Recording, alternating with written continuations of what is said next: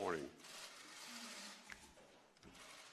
There are some news reports this morning that I want to address. First, my commitment to the success of our President and our country is as strong as it was the day I accepted his offer to serve as Secretary of State. President Trump's America First agenda has given voice to millions who felt completely abandoned by the political status quo and who felt their interests came second to those of other countries. President Trump's foreign policy goals break the mold of what people traditionally think is achievable on behalf of our country. We're finding new ways to govern that deliver new victories. Our job is now to achieve results on behalf of America, and we are doing that. We've created international unity around our peaceful pressure campaign against North Korea, including influencing China to exert unprecedented economic influence on North Korea. At the Riyadh summit, the President rallied Muslim-majority nations to assume new responsibilities for stopping terrorism. NATO members are now contributing more to shared security. And our approach to South Asia, and specifically Afghanistan, means building upon our relationships with India and Pakistan to stamp out terrorism and support the Afghan government in providing security for their own people.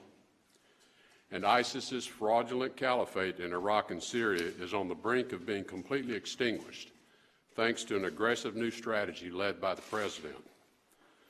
What we have accomplished, we have done as a team. Similarly, Secretary Mnuchin has levied economic sanctions on North Korea and related entities. Countries must increasingly decide whether they will do business with North Korea or with the community of peace-loving nations. Ambassador Haley has spearheaded and achieved enormous success, passing the toughest UN sanctions to date on North Korea.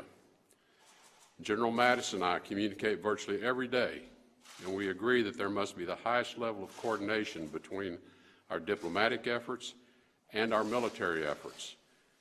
You can't have a stronger partner than a Secretary of Defense who embraces diplomacy, and I hope he feels he has the partner he needs at the State Department. And this is just the beginning of the list of partners and friends across the government who are all working for the American people.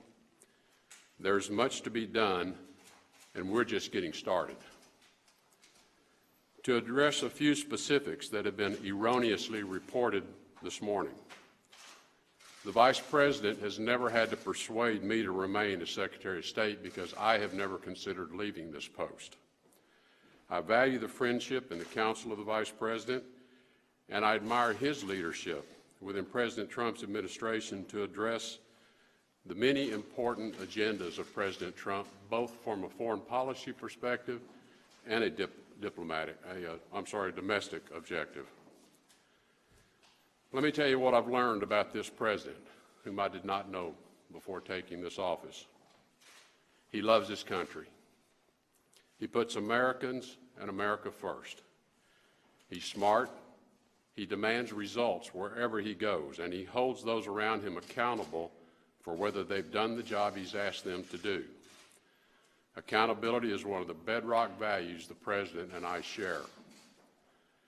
While I'm new to Washington, I have learned that there are some who try to sow dissension to advance their own agenda by tearing others apart in an effort to undermine President Trump's own agenda.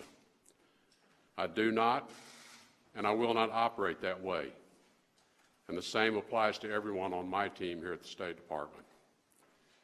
When I wake up in the morning, my first thoughts are about the safety of our citizens at home and abroad. There's no more important responsibility I carry with me than ensuring that Americans are safe. Providing for the security of the United States must be the #1 goal of our American foreign policy.